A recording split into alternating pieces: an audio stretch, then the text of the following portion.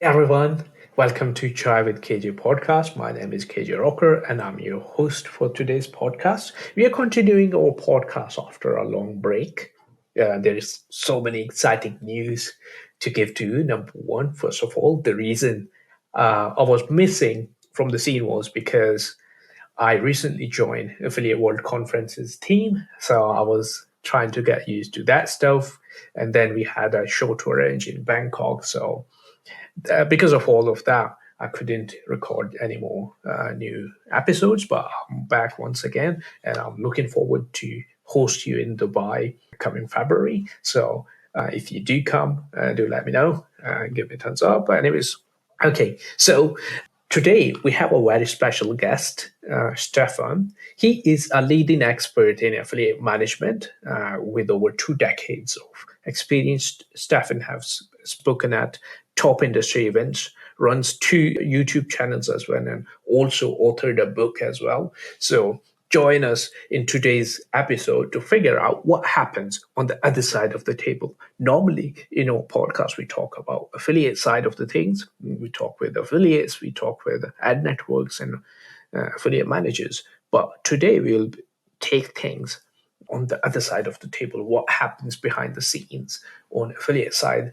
What are the kind of challenges affiliate networks face to start a program? What are the things which are really interesting and what are the things which are happening on that side of the business, how affiliate managers are hired and what are their roles, what are their duties, what are the things which go right and what are the things which go wrong and how we can bridge that gap between affiliates and the affiliate managers. So without further ado, let's welcome Stefan. So hi Stefan, welcome to the podcast. How are you today? I'm doing well, a little bit coughing, but I partied a little bit too hard in Asia, so that's the price I have to pay. Yeah, I can imagine that. Asia is always crazy time, but it's funny, we are almost back in some kind of similar weather. That's always a shame.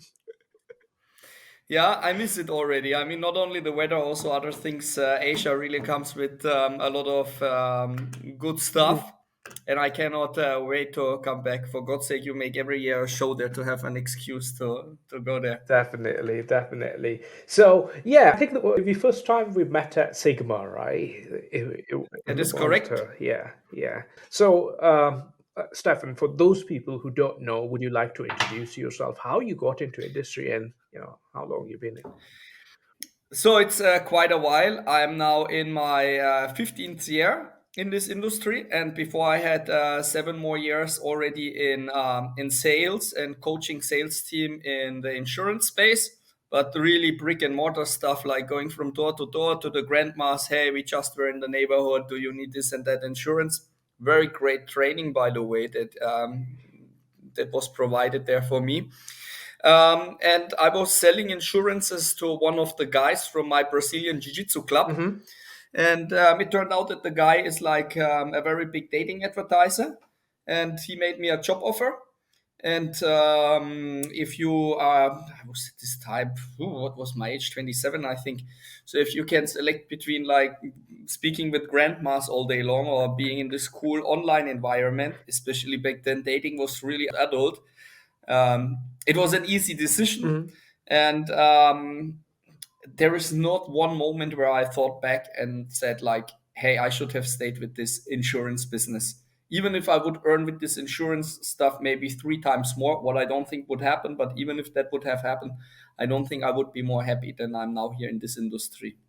Nice, nice. So it's interesting. Like you come from kind of like sales background as well, because my very first job was in a call center as well. And now, even though I was selling like more like cold calling people and selling them all the we were That's also yeah a tough it is business. it kind of teaches you that is something our industry needs. So yeah, let's move on then. You got into dating and network. Yeah, it's true. And I worked in this dating company for around 1.5 years, and then there was some change of management, and I started to work for another company or for two other companies in the more adult space. And after this, I went into mobile for 7 years. And there it was really like building a team, forming a team, and it became all like next level, building brands, maintaining brands, multiple brands under one holding. And then mobile went a little bit down. I also invested all the money that I made with mobile in restaurants. The restaurants went all to shit because I'm simply not a restaurant guy. Mm-hmm. And in the end of the day, I went back to my roots, started to work for a dating advertiser again. Mm-hmm. I'm still there, and there is no plans to change that. The company is called Masters in Cash. And this is practically my 9 to 5 job, if you want to call it like this, even when it never ends. But I would say from my online persona and from the branding is Afpal what the people know me most for. Because since, yeah, it's now 2.5 years, I do educational content for affiliate programs, for affiliate networks, business developers, and so on in the performance marketing space. And it was just a reason to go to more conferences and not to pay for the travels myself. But in the yeah, I'm German, I'm cheap. If you go to a date with me, you have to be prepared that we split the bill. Uh, No, it's not that crazy. So girls, if you see that, I cover the bill. So anyway, I made like a business out of that, and now I have like a own team member. I have my first team member because this Afpal that just started as like speaking and a little bit education turned into a HR agency, a consultant agency, an outsourcing agency, and so on. And I work there with many partners, so it's not really critical with my normal job, and I absolutely love it. And I just published my first book, and that was a nightmare, but now that it's out, it's also very rewarding that I did it. Interesting. That's like so many things you did. And I truly admire you for that. And another thing, like you said, Germans are cheap. It's not just Germans; it's South Asian as well. We like to, They are. yeah, we are super cheap as well. And the thing is, like, there are not many people who proudly say we are cheap. Have you ever realized that? For example, like here in the UK, if someone's like, "Oh yeah, I'm cheap," they'll be like, "What?" They considered it kind of like an insult, I feel sometimes. But yeah, it's always very rare to find some people who are like, yeah, we are cheap and happy about it. um It's total mentality. For example, here in Romania, it's exact the opposite. So the people are very proud that they spend money. When you go to the club, the people nearly argue and fight who can pick up the tab. And often the people don't even have that money that they say, I don't feel it that I spent now 1K or so. No, they maybe have to stay then at home for 2 months because they can afford it only one time. But they still want to show that they have made it. So stereotypes of cultures are a real thing. Yeah, definitely. And it's interesting, like you're talking about Romania. If I talk about, like, let's say Pakistanis, it's totally different. There, if, like, yes, people are cheap, but on other end, if you go to a restaurant or whatever, they'll be fighting over who's going to pay, and they actually mean it. It's not about, like, like who's got more money. It's more about, like, you're my guest, so I have to pay. That's kind of like, cultural thing. But yeah, interesting stuff. And you mentioned you wrote a book as well. That's correct. Yeah. Yeah, my wife keeps telling me I need to write a book. And to be honest with you, like, that's such a hectic task. At least it feels like it. I can't even consider doing that. So, how was that process? Take me through that first. So there will be, by the way, even a workshop about it in 2 months in Kashkai on the European Summit. When I my plan was originally a different one. I was at Dubai on a Hmm. conference. They booked me as a speaker, and it was, I think, the first time I went to a conference really under the Afpal brand, and the first time that I had like really. Or one of the first times that I had some consultancies directly there.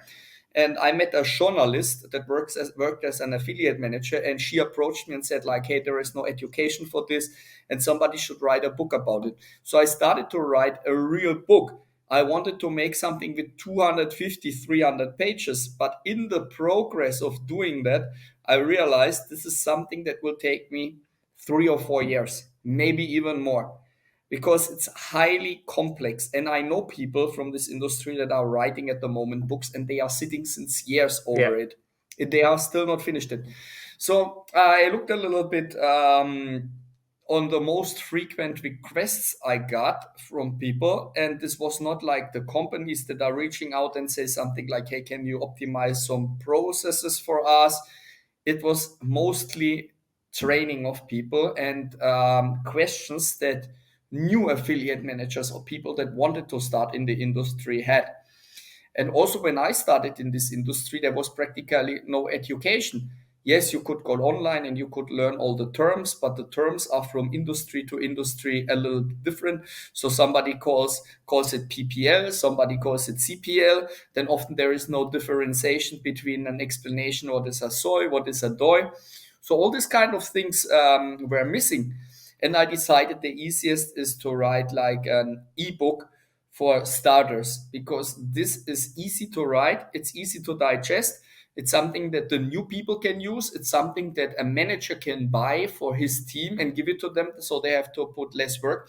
And I also think after 14, 15 years in this industry and having a podcast myself, speaking with many people from this field, I put there a lot of knowledge that is even helping somebody that does the job as an account manager, not only as an affiliate manager, since quite a while. And I got a very big support from Digistore. Hmm. So Digistore here, big love. I think I ended up with them because they invited me to a dinner in Bucharest or so. So when I wrote the book and I had to publish it and sell it over a platform, it was for me a no-brainer to go there. And they had like absolute fantastic service also for the price finding and for the upsells to book in the book. And now it's out and it's helping me a lot. I will not get rich from selling this book. That's clear, because the amount of people that this has relevant to, it's not so high. I'm also not an affiliate, so it's not that there's like a crazy sales page and a video sales letters where I say like, this is your opportunity. Sign up now. Limited spaces. This kind of stuff is not offered there.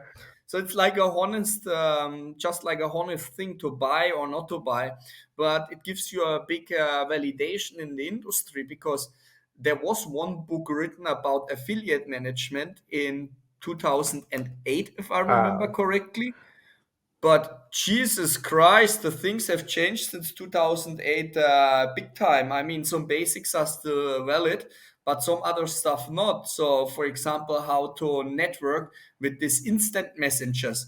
2008, there was no Telegram, there was no smartphones. Skype was, I think, still owned by Microsoft and a valuable tool. You had ICQ, you had Microsoft Messenger, how this thing was called. So there were no cameras. So things have changed now. So it was time for an update, and that's why I made the book. And people can learn a lot of it, and people are also looking up to it and say like, this guy made a book. Interesting. I think I totally agree with this. Like the educational aspect in our industry is really like, on the lower side. For example, about affiliate marketing, you can get tons of courses, but something which you can teach your use to build your team is non-existent. There's nothing like that, or no a proper or structured program which can help you to kind of like find media buyers and all that. Or on the other side, yeah, as well, like build a network or build an advertiser, maybe be an advertiser as well. And there's lot and lots of like need for this kind of service in our industry, because personally, like we two are kind of from two different sides. For example, you are coming from affiliate management side, and I'm more towards affiliate side. And if we look the space between us, there's a massive gap, because sometimes, of course, affiliates, they used to they know what exactly they're doing. But when it comes to affiliate managers, there are not many affiliate managers who are well trained or who know what to do. And in fact, some of the managers even don't know what they are selling. Eventually it is a Yeah. sales job, right? And they literally are terrible at converting affiliates or selling to affiliates. So, for example, they don't. I have to add here something Mhm. quickly. The selling is usually what they cover the best, because if you come from a job like I did from insurance, or you with a call center, you have a sales background, so they usually know phrases to use. But the bigger challenge is not even the sales part. The bigger challenge is like really doing proper account management. Mm, This is where the bigger issues even are. Yes, there are a lot of people that don't know how to sell, but the bigger issue is they don't know how to grow and maintain an account. This is even a bigger issue than just the sales, because there is not really a job out there where your focus is on maintaining a personal relationship with somebody in that level. mm, Let's say you are like a pharma referent. You maybe don't even have to find new doctors. You get like a list of doctors and you go there and I said like, yeah, I'm here to renew your contract for new injections also. But it's not that you go there with the doctor and you speak with him like 2 times per week and you are like, yo, what's up, doc? And when can I come? The injections that we have are killing it. That would be not good if the yeah, injections are killing it, if he's not working in the death row. But there is no way to learn that if you are not working in this job. Maybe if you are selling like Red Bull or vodka to clubs, you have like a similar vibe. But this affiliate management vibe is nothing you can learn outside of this industry. This is the bigger problem than just the sales, how to make these personal connections with the people. I think one of the reason is because this industry is super specific, or like super niche, um, where it's totally different from what we see in other, like, other industries or other verticals or whatever. It's really kind of like a setup for people. And the funny thing is, like, everyone knows each other, and for affiliate managers, I think that could be one of the bigger problems. Now, when you're saying account management, what exactly do you mean? Like, give me a few examples. So, in bigger companies, in bigger affiliate programs and networks, the affiliate manager does not even have it as a main task to find new Hmm. affiliates.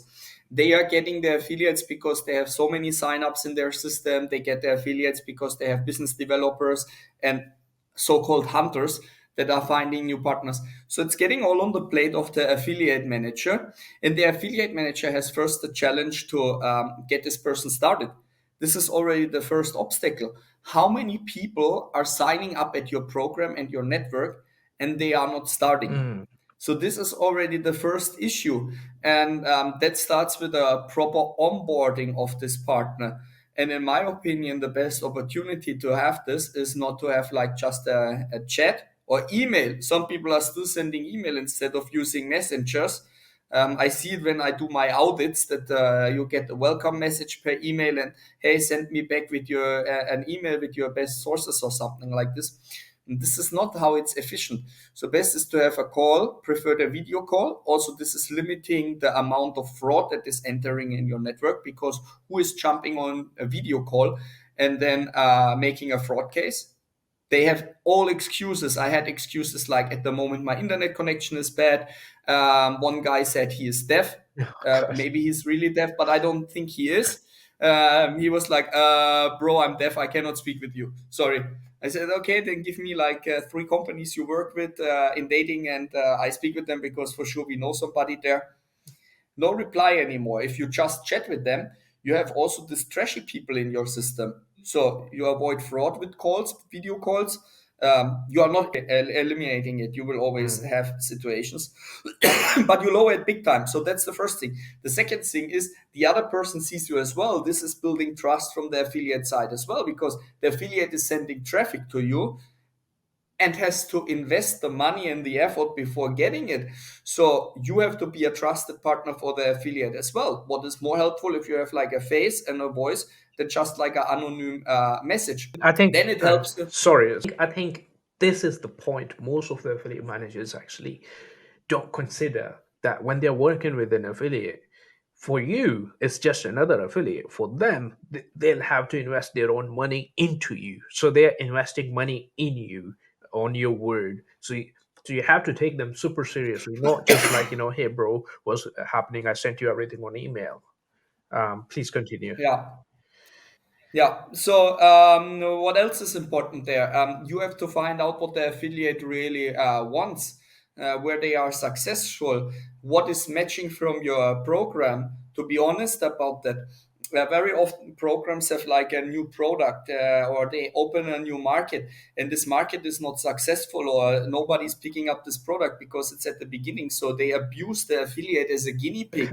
They say like, yeah, you just signed up here, you can be the first one that can run with us in Papua New Guinea, our financial offers or something like this. And they are like, wow, I'm the first one that gets access to this offer, but there is no monetization behind it. It's not proper translated. So you should not put on the plate of the affiliate what your company gives you. Yes, that's also important, but you have to give the affiliate something to make the first successful step. You don't have to be the advertiser number one for the affiliate at the start. This is not going to happen. You have to build this over the time. You will understand the traffic of the affiliate. You understand the quality. You understand what the affiliate really needs. And everybody has different pain points. And the more pain points you can take away from the affiliate, the more likely is it that you become the advertiser number one. There is this case study I made for an iGaming Hmm. network, Max Ref, and I helped them a bit with optimizing their work with affiliates. And they just took away all the pain points from the affiliate. So they work only with content creators. So they create for them all the content.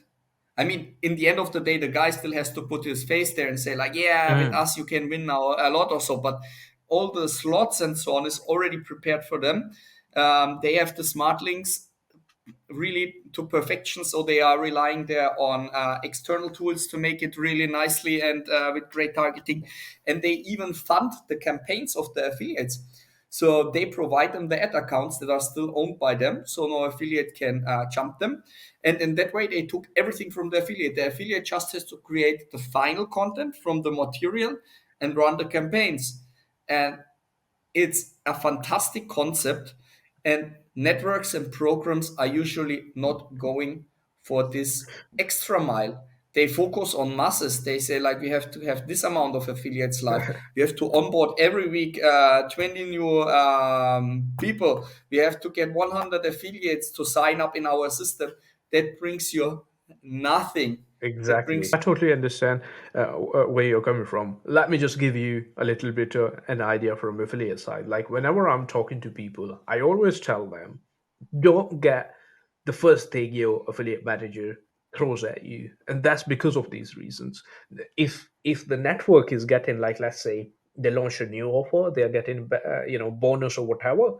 For that bonus, they won't sometimes care how much an affiliate will lose or whatever. They just throw them the worst offers and tell them this is our top converting offer, or literally like push them to promote that, those offers. They don't look at the kind of like affiliates side of the thing, like their benefit. They only consider their own benefit, and whereas it should be always mutual, kind of mutually beneficial kind of partnership. And that's where it works most as well. Like you gave example of Maxra. I know those guys as well, super fantastic guys. And by the way, it's Ref, yeah. not Maxweb. Oh yeah, Maxra, yeah. uh, Max Web I love as well, but yeah, with them these I have these at the are, moment only a content deal. yeah, these are the eye-giving guys, right? Super amazing team. I mean, I think I'm in one of their channels as well, and the amount of support they provide to their affiliates. Again, that's something maybe the ones which networks are not realizing they'll have to do this. They will. I have a feeling they'll be forced to come to something similar, because last year I was actually speaking to a really big name in our industry. Yeah, like godfather of industry, you can say. And one of the topic of discussion was where things are going. And exactly, it was something similar. In coming years, affiliate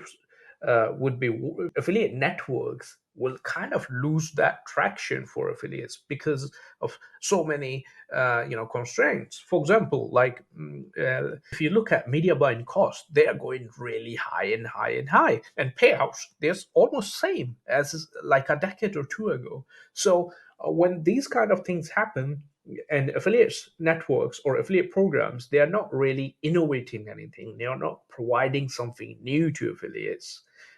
Those kind of programs or those kind of networks will be eventually left behind.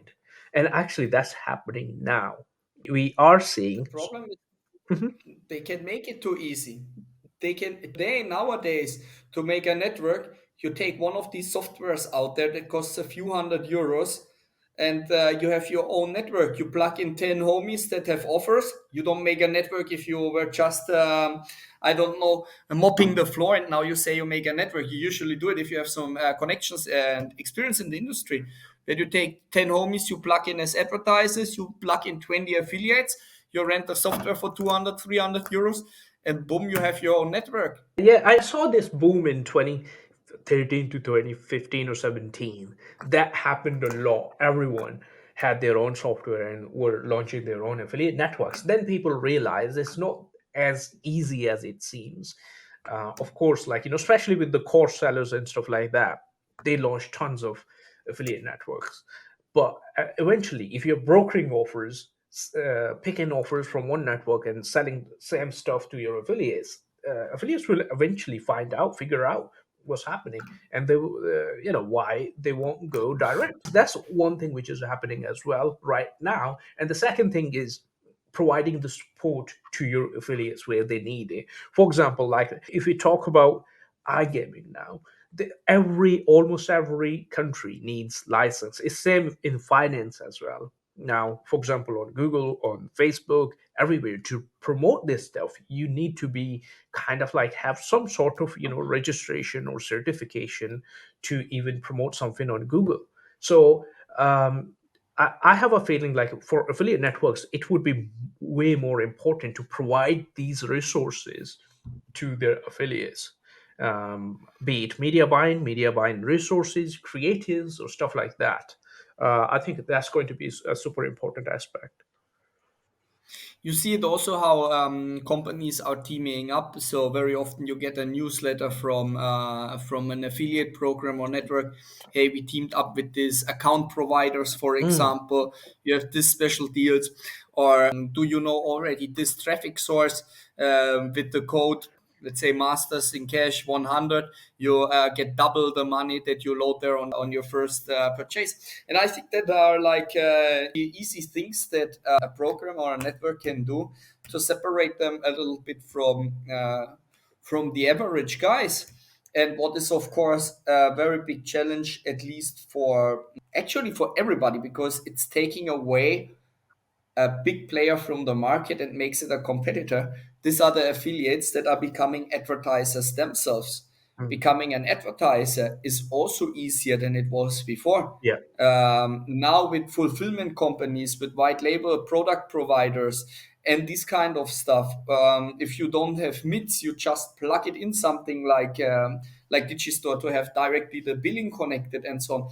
So, becoming an advertiser is also more easy than it used to be in the past. The same situation as we have with the network.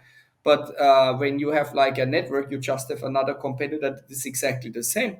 But if somebody's making a similar product because it's so easy, you are not only having another competitor, you have also one guy that was maybe running your product that is running now his own product, can afford a higher bidder and is maybe a better media buyer and is taking massive traffic away from you. true, true. Okay, now let's talk about a little bit about affiliate management side.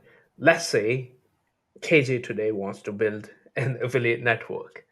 Now, what do we need, or what are the most important aspects when it comes to account management? So I made a checklist with I think like 40 points or something Hmm. like this. But the most important ones I hopefully remember now. You need of course the software to run it. Hmm. There are like a lot of SaaS solutions out there. Me personally, I work only with one, that is traffic manager. Okay. I installed this at like 20, 25 companies and sent them to many others. So this is my go-to company, but I hear extremely well about Everflow as well, Mm-hmm. to name also another one.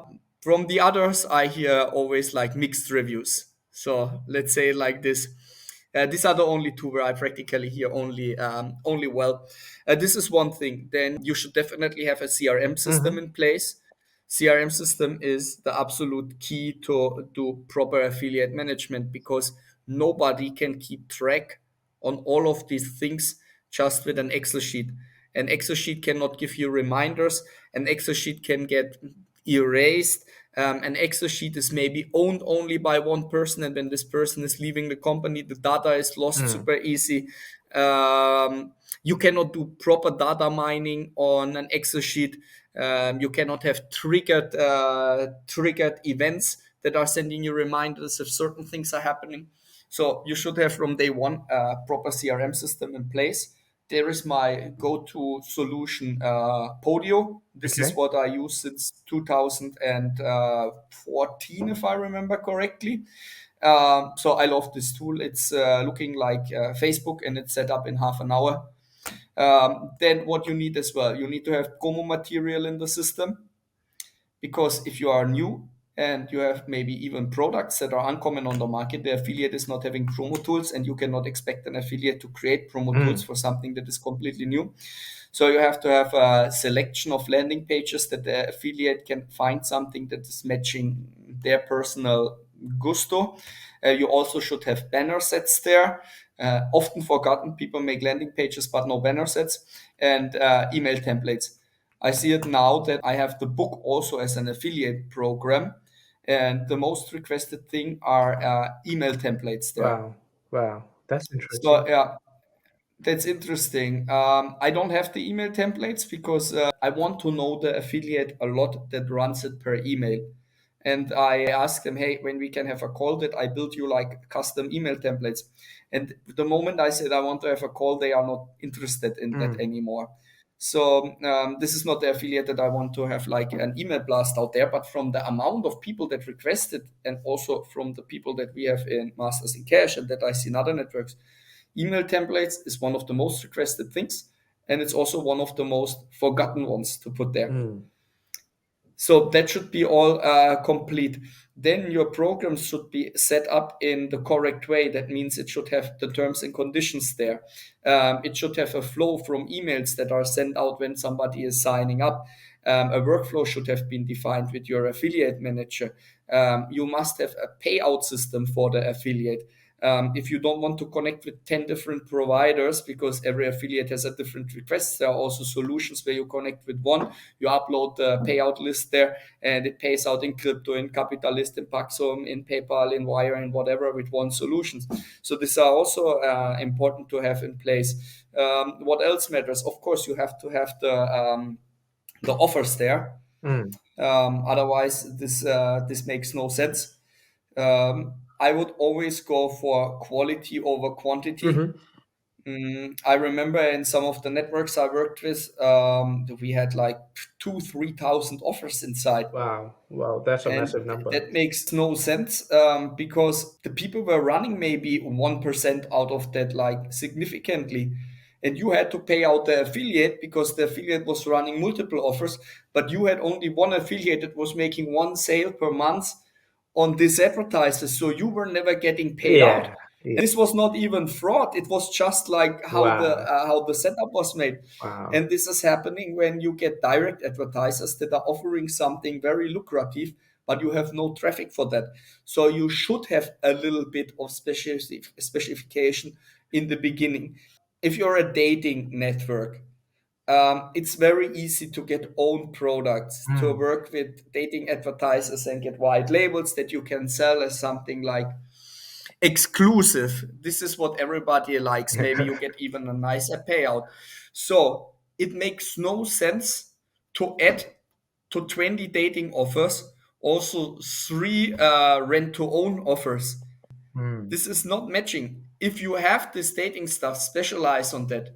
Once you are established, and you have capacities, then take these rent to own offers, maybe even under a different brand, and try to find new affiliates for that. Mm. The verticals are too much separate to convince one guy to run that. I've, If you have, for example, dating and you add now sweepstakes, that's an easy transformation. But the transformation from dating hot MILFs in your neighborhood wait for you to uh, 1 million Americans can qualify now for a zero interest loan or whatever it says. is yeah. The gap is too big, And and that's a very big mistake. So add step-by-step stuff that is like functioning, or if you really have the capacity, then take it very small and maybe create even a sub brand.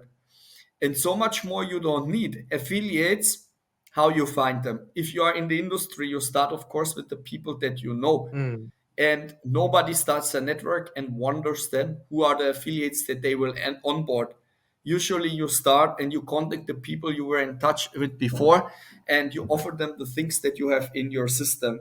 And beside this, you have, of course, the biggest names in the industry that are maybe networks that run everything that you practically give them, as long as you have it like as a direct advertiser. And that's practically it. You don't have to do a fancy sponsorship. You don't have to make Google ads to find new affiliates.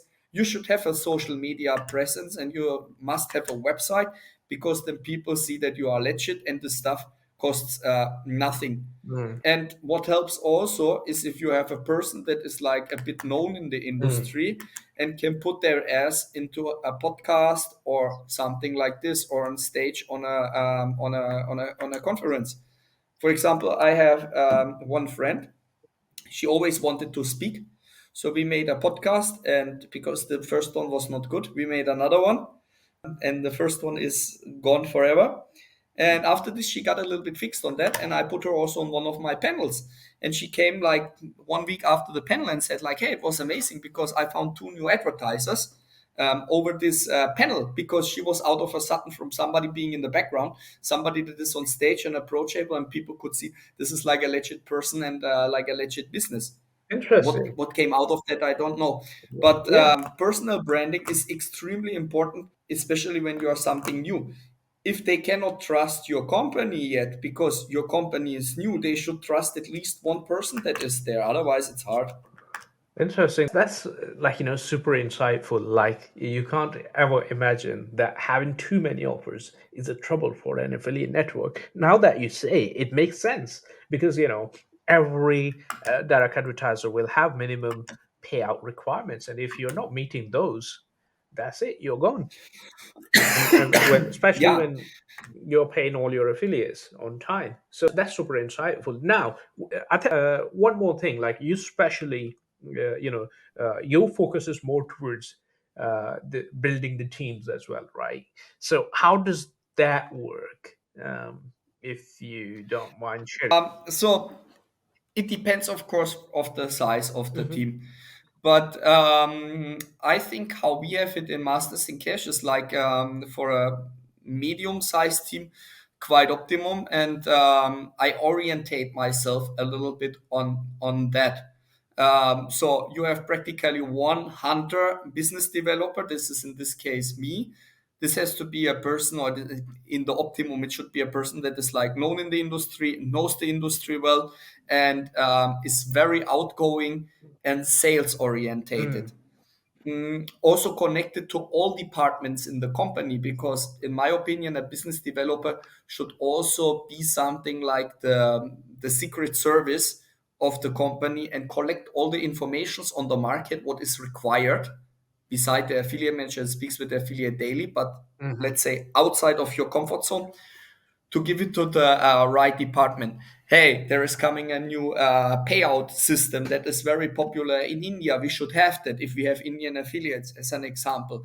Hey, on the dating, it's at the moment a trend that people are more orientating themselves on an OnlyFans style. So these are now examples from my day-to-day work.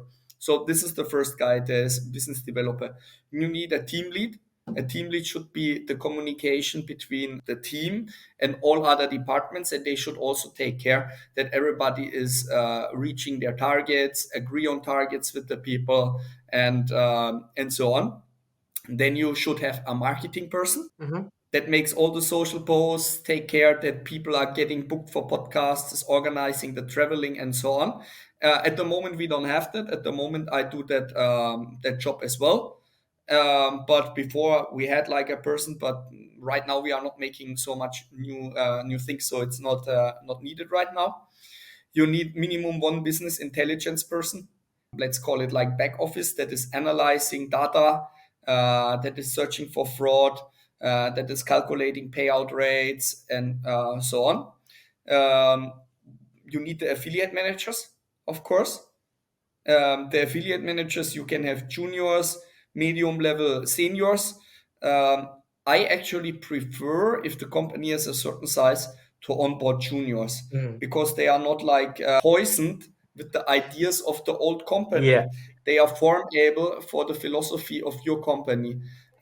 Let's say you have some guy that was always staying in five stars hotel Mm. and flying business class because their company was like super successful. They had like a booming market. And now this person, because the booming market is gone, is coming to your company, and now you go to a to a 3-star hotel. This person will say like, and on the first conference they will search for something where they can go and have again this luxury lifestyle. A person that is a junior and was maybe seeing one country before in their life, they would be happy if they have to sleep under the bridge as long as they are going to a different country and it's paid by the company. And it's also with bringing like contact. So first, I don't like it if somebody comes and is hired only because they have like a big rolodex of people. If they steal from the old company the contacts, Mm. they will do the same bullshit Yeah. when they come to my company and they leave again. So this should not be something like the decision point, especially if the company is like established. If you have a completely new company, that can be helpful and make sense. But it's always depending on situations. In general, I'm more against it. And also, when they start, they ask for 3 times the money, and they bring usually the contacts if they bring it and Mm. if you accept it, that you anyway have in your system. We Mm. did it with mobile. We hired so many people from the industry that was costing 3 times more. And then they say, like, okay, these are our top affiliates. And from these 10 affiliates, were 9 also our top affiliate. Yeah, because in this industry, everyone knows everyone. Yeah, so I'm more towards juniors, and that's virtual assistant. Okay. I think an affiliate program network, even when it's not that big, should have a virtual assistant. Why? Mm. Everybody should do what they know best.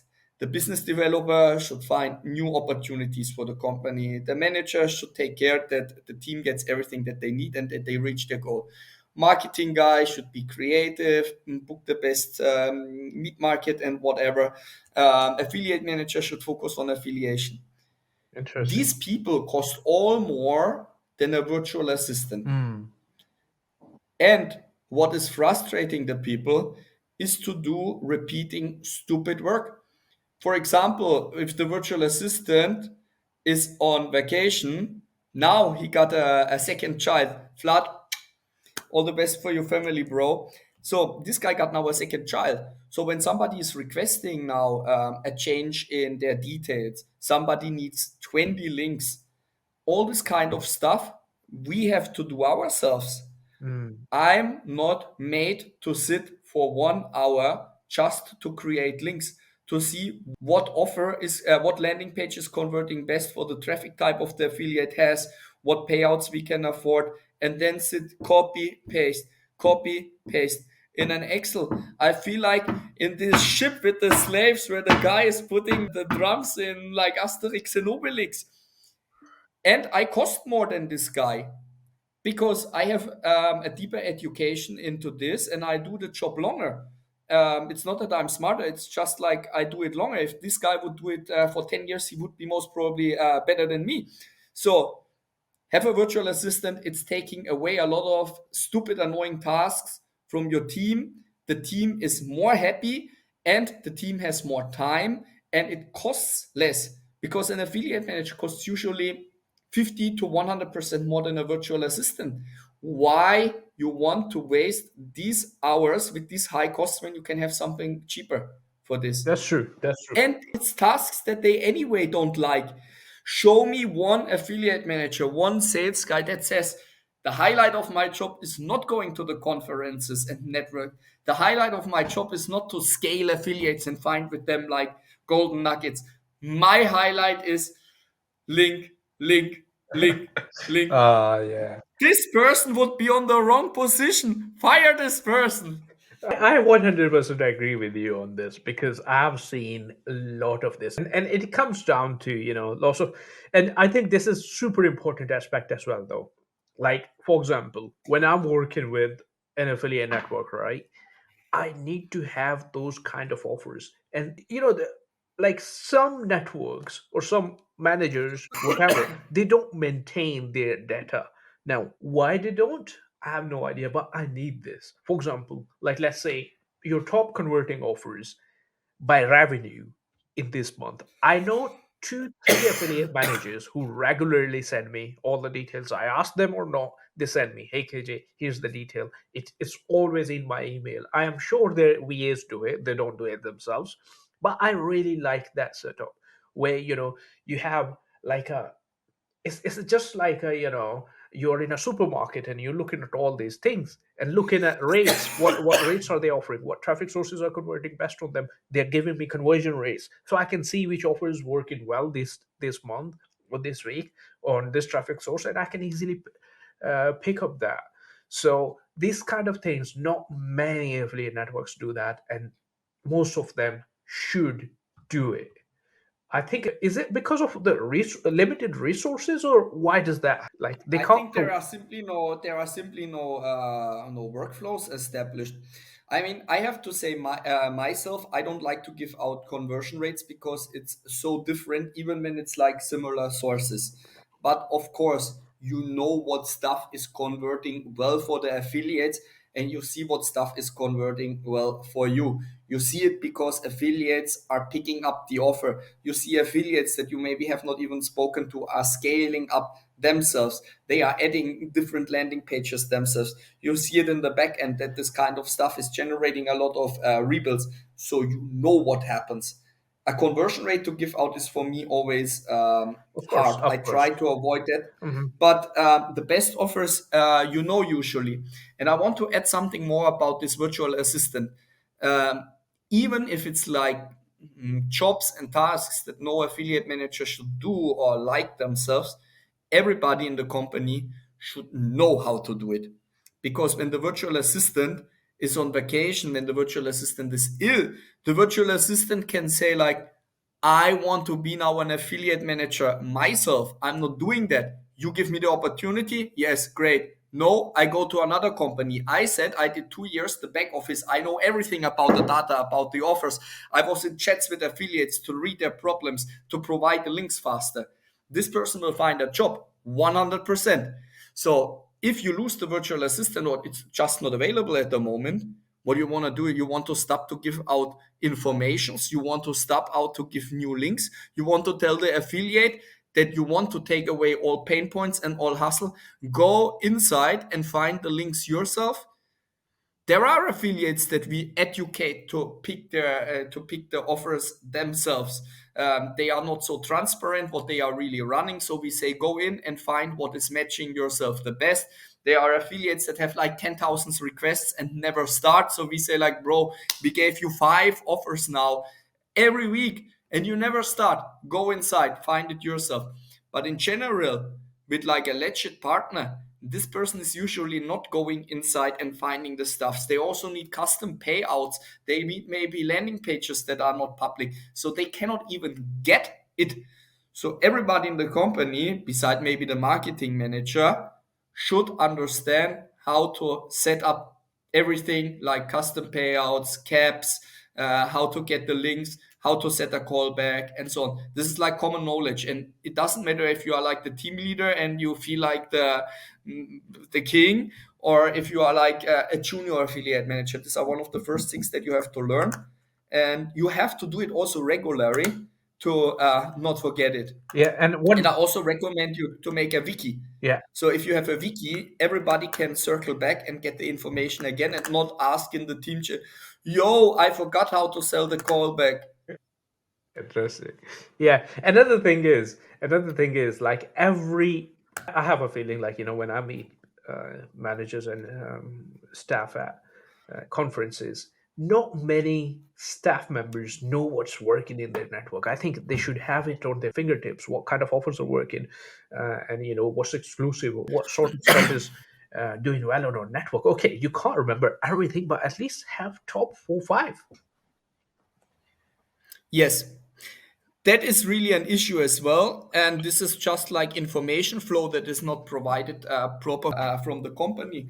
But when you are going to a conference, it's highly recommended to make something like a kickoff meeting with your team to discuss all the stuffs that you want to present on the company, to have the USPs of this product, that the marketing is matching the products that you want to present. Yeah, Things can happen. You can lose your billing. In mobile, you had the best offers, and then from one day to another, the operator is shutting it down. So that was harder, but a lot of stuff is running since years, successful, and you should have a communication and a knowledge about that. yeah, And in general, the people on conferences are often not so professional. So, what is one of the biggest issues that I see, especially if you have a big team, is that the people stick too much together. So if yeah. you go with like 10 people to a conference, especially if they are sitting all in one office, they should not eat together. They should not go to the same side event. They should all split. And if they Spread end out. up then together in one big party, it's a different thing. There are also different philosophies behind that. I was now on a dinner in Bangkok, and one of the girls, she's using the conferences as something like a team building, Hmm. but they are like a highly professional company, and it's like part of their philosophy, and most probably they are like based in different places or something like this. But this is a special case. In most cases, they send their team there to make business and sales, and not to become bestie with the person that they are anyway seeing in the office. Exactly. And then they are sitting together, they have lunch together, they go to the same side events, they stay on their Stick together. booth together, and they chit chat. So this is all not well separated. Make before a plan and says like, okay, KJ, you are going to conversion club. Stefan, you are going to affiliate business club. Vasily Gamov, you are on stage, because he's always on stage. So this is how you make it, because then you meet different people. And of course, if you have somebody that is a junior, you should not throw this person in the cold water. This person should stay with somebody. But these are like exceptions. You have to act with common sense, and people are tolerating too much from their team. That's so true. And another thing is like sometimes companies, send their junior staff. If I am correct in saying, for example, like let's say a company based in US or Europe, and event is happening in like let's say Bangkok, they'll send their staff or staff from India who may not be exposed to internal information as much as someone in US or Europe is. Now the problem with that is they're looking at company finances and stuff like that. That's great, but you should always send the people who have most knowledge of your network or most knowledge of your about your company. And if you send that, even like it doesn't matter if it's costing you more, because at the end of the day the conversations they are going to have is what will bring you revenue. It's not just someone standing at booth or someone not communicating properly because they don't have that much insight either. Like let's say even if you have your VAs and stuff, give them enough information that they can easily sell the information to affiliates, or send your senior most staff.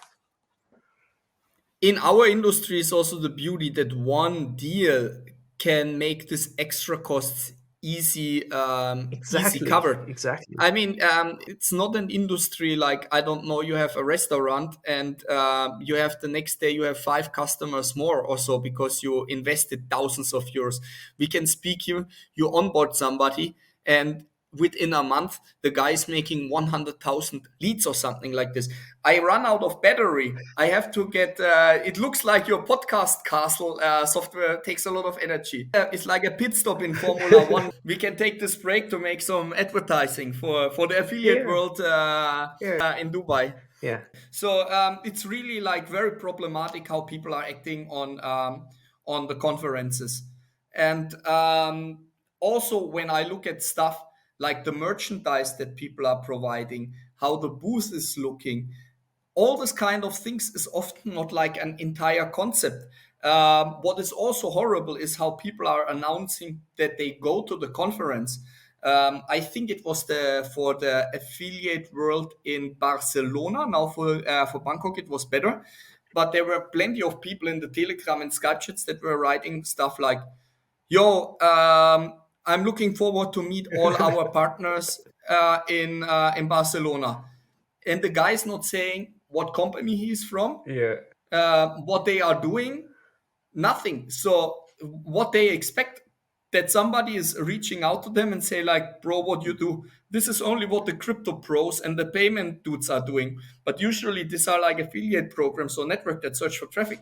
So they should say like, hey guys, it's Stefan from Masters in Cash.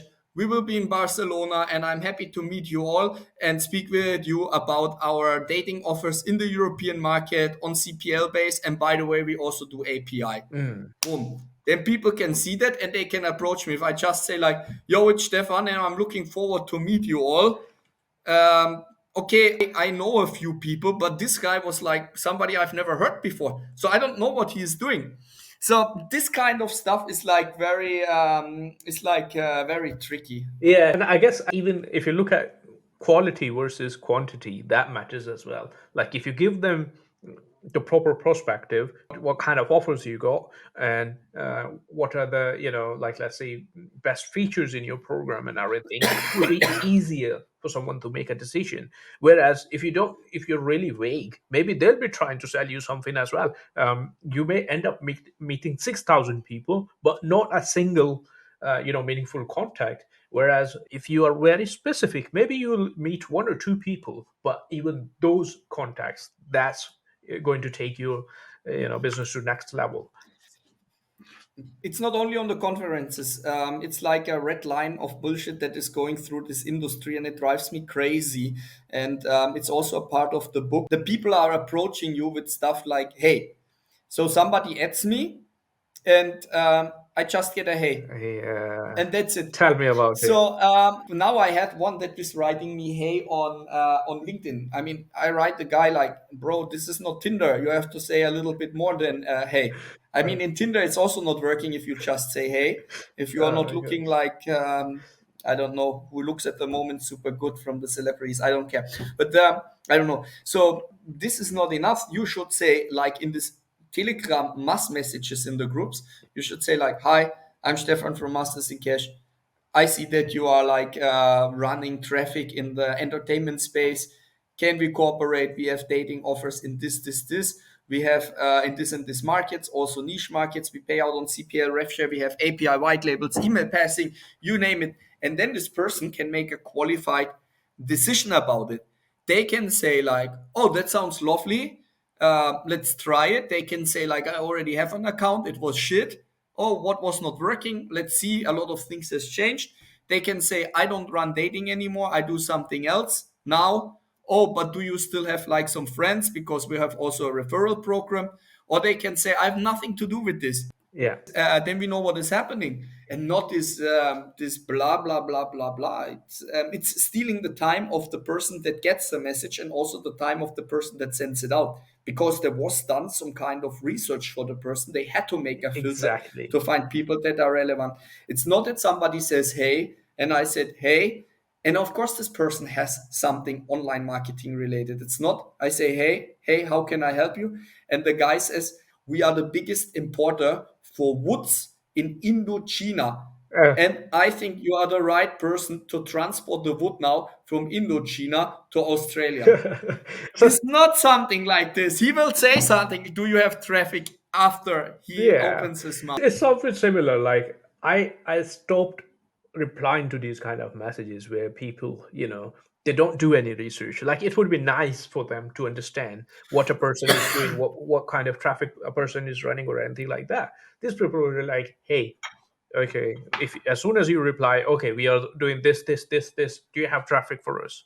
I mean, first give a little bit, tell us about yourself, who you are, which company you are from, and all that. They try to be so secretive and so, like, the communication is a massive problem.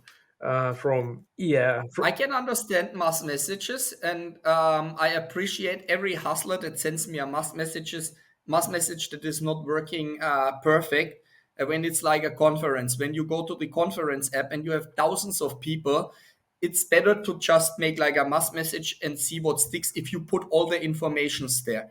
yeah But for example, if there is nothing like a conference that is time critical and you are on LinkedIn and you don't even have to make a research like on the conference app where you maybe have to check the company also, you click and you see what the company is doing. Interesting for me, not interesting for me. Add a little bit of context, like why you are contacting, who you are. Give a little bit more information. Just don't be like, it should show a little bit that you put an effort in writing, even if it is a mass message or something like that.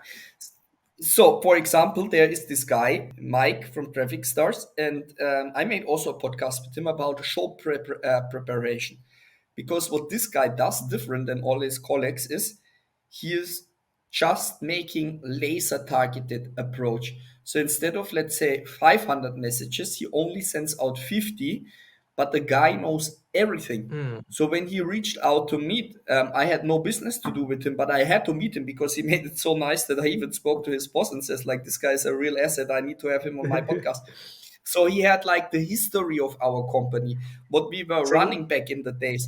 Something like I think he had even like an offer to restart, like, hey, I would restart the business, and this time if you load 500, we give you 100 extra to make it easier for you. We have this new formats, and you were running already that format. So the guy was really informed, and I was sitting there and I was just impressed how well prepared he was on the approach to meet.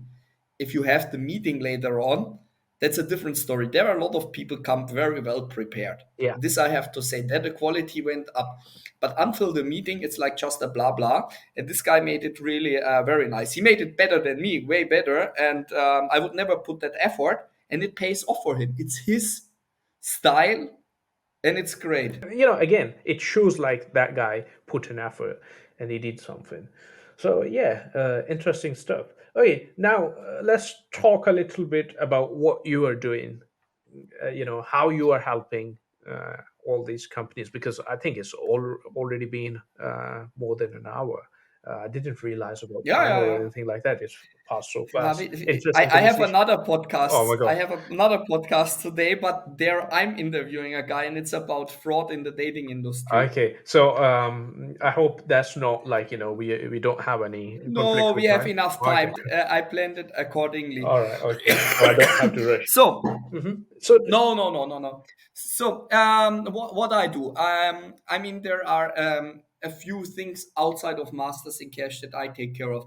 So the first thing is that I got every week around, yeah, 4 or 5 CVs from mhm. people that are watching my content, and they say like, hey, you speak with a lot of companies, you speak with a lot of people working in this industry, maybe you can find us a new job.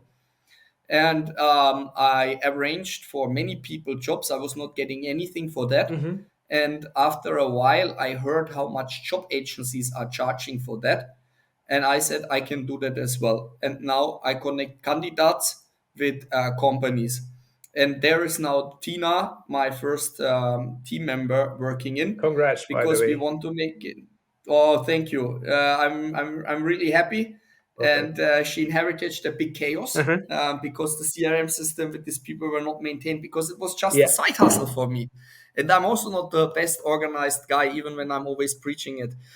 Maybe I preach it that much because I'm not doing it like perfect and I need a lot of tools. So We do two things that I think are different than from the rest of the industry. The first thing is that we are optimizing the CVs of the candidates. Okay. Why we are doing it? It's not that we are making like manipulation and we say like the guy was the best in Harvard when he was just finishing elementary school.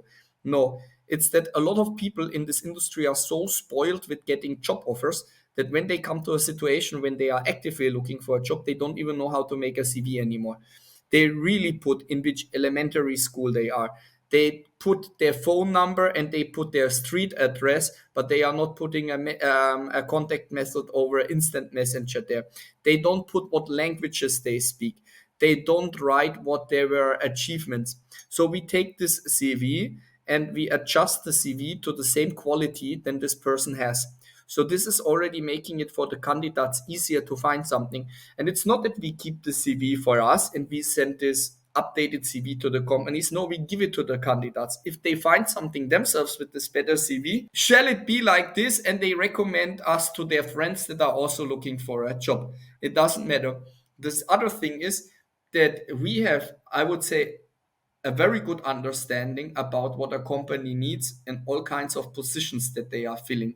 So when we have like the talk with the candidate, we know for what company and what job they are really made, because everybody has a different philosophy in the company and also from the candidates. So we get a feeling if this candidate would fit a company or not. So the companies are getting highly qualified candidates, and the candidates are shining in the right light that they are deserving to have. Mhm. So this is the first thing, HR, and we are focusing here only on the performance marketing space. So we have media buyers, affiliate managers, advertiser managers, business developers, team leads. But we had now also the first two guys that are doing like user interface and graphic stuff and this kind of things. But it's not a focus. They just send us their CV. We have not placed them, I have to admit. Nice. That is one thing. Then we do, or we have this educational program. That means podcast, the book, and speeches. So I speak at around 20, 25 conferences per year. That's still not as much as Vasily Gamov, but Yeah, it is a quite lot. an amount. It is. It's Also the YouTube channel, and I want to make this now a little bit more professional. I do consulting for affiliate programs and networks that are not in the adult space, because that would be like in a interest conflict with Masters in Cash. And there I do everything from what we said in the beginning, for setting up the entire program, connecting them with the right payout solutions, with the right system, take care that they have everything in place, set up the CRM system for them, provide a basic training of the affiliate managers. That is one thing. Others that are very established, they hire me for 1 or 2 hours just to solve one issue for them. For example, calculating a new commission model for their affiliate managers, how to force affiliate managers to use a CRM system, to yeah. set up the CRM system if they don't have something. What else? Something is called concierge service. So you are reaching out if you have like an issue that you cannot solve yourself, where you hope that we have a connection to make that happen. That can be, for example, even stuff like a speaking gig. Mm. It's not something that I charge for, but it's something just to help the industry. So people are saying like, "Hey, can you help me to speak on this and this conference?" And I know the guys well, and I connect them, and they have a talk, and they can see if this is like an interesting part. So, for example, I made this with the TikTok meetup and with the Island Gathering in or Gaelic Gathering in Ireland. So connect there some potential speakers. um, that's practically it. So a little bit of consulting, a little bit of HR, and a little bit of education That's interesting. and branding. Like loads of stuff you're juggling between, but it's amazing how you're managing everything. I have a question actually. Now you mentioned like you're helping companies to hire affiliates, so or hire their staff members in your HR side. Um, I always talk with affiliates. This is the kind of an industry where not everyone is successful. Like let's say 90% of affiliates are not successful, especially when they're starting out. Is there something like for those kind of affiliates who can't run anything on their own, but they do understand the basics of industry. Are there any certain rules which are really fit for them, or they can easily Yeah. find job for? I mean, easily is maybe wrong. It depends, of course, Hmm. on their experience, but there are always opening for affiliate managers. It can be really openings to be hired, but it's also like joint venture options. I just placed a guy that was doing Facebook ads until 2 years ago, and then he had like a startup. It's, by the way, the guy that designed the cover of my book. Wow. Yeah, and his startups were not going so well, but he's like a great art director, and he has a background with Facebook advertising for lead generation. So this guy don't have the money to set up his own campaigns anymore. He was also 2 years out of the Mm. industry, so it's not that he's familiar with all the rules that Facebook has, how to get accounts, what are the best providers, and all these things. So I just sent him now to a very experienced guy that needs somebody that runs white hat stuff on Facebook. So they get a guy that is like super creative, can make the designs, know the functionality of this, but don't have the budget for it. And now they have something like a hybrid deal between fixed income and commission. So there are many roles out there for everybody in the industry that has some experience. Interesting. Okay, I know my audience is going to ask me this question, so I'll ask you: how much do affiliate managers and business development managers get paid? So that depends, of course, a lot on the experience and also a lot about on the region where they are based. So I saw people that are starting for around 500 euros. This is the lowest that I saw Hmm. for juniors plus commission, but the commission can make it sexy. There are the highest paid affiliate manager that I heard of was getting an average of $150,000 per month. Wow. $150,000 per Wow. month. Jesus Christ. Yeah. So these are like extremes, but it's not that this guy was getting 145,000 fixed income It was and commissions, of course. 5,000 bonus. So the guy had maybe 5,000 fixed income, or let it be 10,000 and 140 commission. So if you start with 500 euros and you are that talented and as this guy, and of course also you have the luck to be with the Mm. right advertiser and meet the right people, because in this level it's not only about skills anymore. This really needs also luck. Then you can have 145,500. These Wow. are extreme situations. But let's say you start at 500 euros as the minimum, and this is not even so much geographically.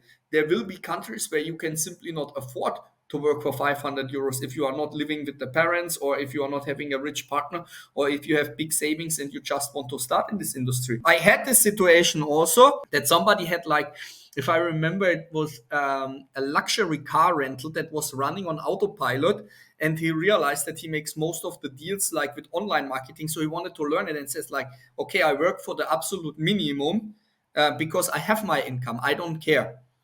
But let's say 500 is an absolute minimum plus commission. But then if we are speaking about something like an average affiliate manager in Europe, it's something between 2,500 and 3,500 for like a medium position, I would say. Interesting. This is what that is what I see like in average. A business developer is often around 20% more. Mm. This is also what I see. So let's say affiliate managers Europe, a little bit of experience starting with 2.5, and then business developers with experience starting with 3. But there are of course a lot of people that are asking for 7, 8K, Of course. and these are people that are long in the industry. And I have to say that nowadays it's easier to place these medium people than the OGs, because most of the companies already have one OG, and it's enough to have one OG. All the real OGs are gonna hate you, man. All the real OGs usually they stick with one company for a long time. That's so true. That's so true.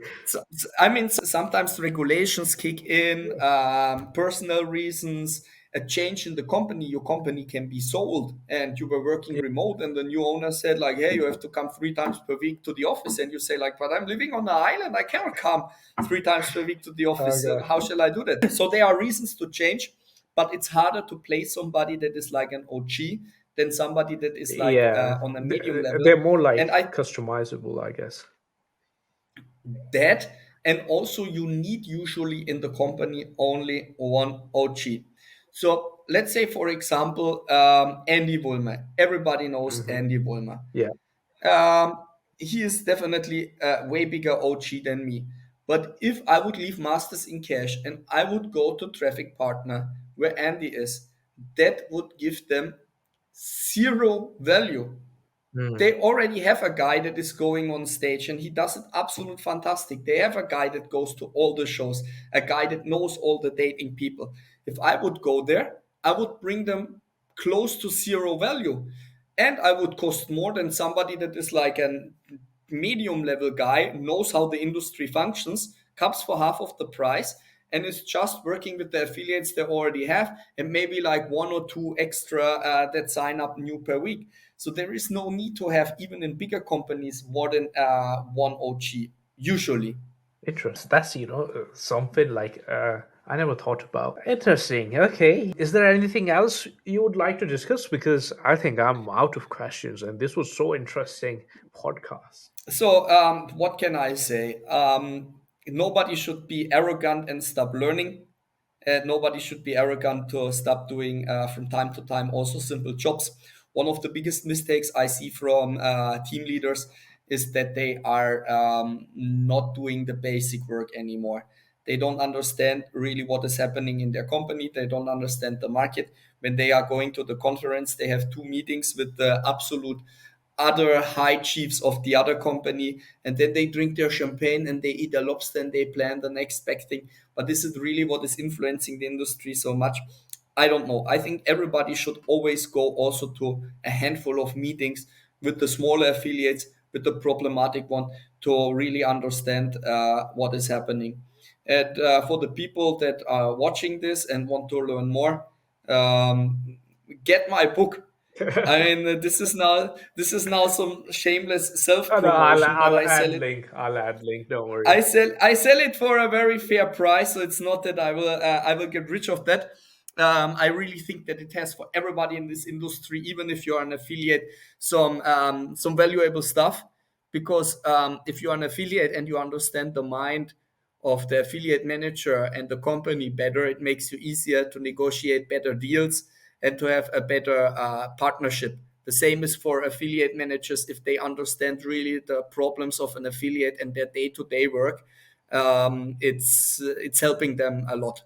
Definitely, I 100% agree with you because that really helps to understand the limitations of your affiliate manager or limitations of the other side as well. It's not just about you, it's about the other side too. So once both sides, affiliates and affiliate managers, try to understand each other's limitation, I think that's when the best partnerships are born. It's also something like a trend now. I did some podcasts with affiliates myself to hear a little bit more their perspective. And now on some conferences, there were the first speeches from affiliate managers how they want their affiliates to work with them to get the most out of them. So I have not seen the speech, unfortunately, but they are sharing their things like how to ask for offers, how to ask for a payout raise, and this kind of I things. think it's interesting that our industry is opening to these things because it would be really fun to learn other things. For example, like so many things we discussed today, I literally had no idea about. So it was. I think we have to have another episode. This is not enough. It would be my pleasure. I Yeah, mean, we already have one where I interview you, but yeah, this would be then it becomes like a serious. It yeah. becomes like a sure fix. Yeah, he can keep doing like rotating one. Uh, I'll do one on yours, then you can do one podcast on my channel, and then I'll come back to you, and you can come back to me. We'll carry on this definitely. I think especially this topic, how an affiliate can run their own products or their own network, is something that really will touch the interest of a lot of people. Definitely. So let's see what we can provide there for the audience. Yeah, definitely, definitely. But yeah, thank you very much, Stefan. It was really nice having you on my podcast. And once again, I do appreciate all your time and effort and your knowledge. Basically, it was something You know, out of the box. I'm very happy to share it, and I also thank you for the invite and for the patience because I was untypical for a German a little bit late. I had to take care of my kid, but there are way better affiliate managers out there than me. There are way better team leaders out there than me, but I made a science out of that. So when I get approached by somebody, when I meet somebody on a conference, it's not that I take it just from the business point of view what I can do with them. I really spot every detail they make good or wrong, and I write it down.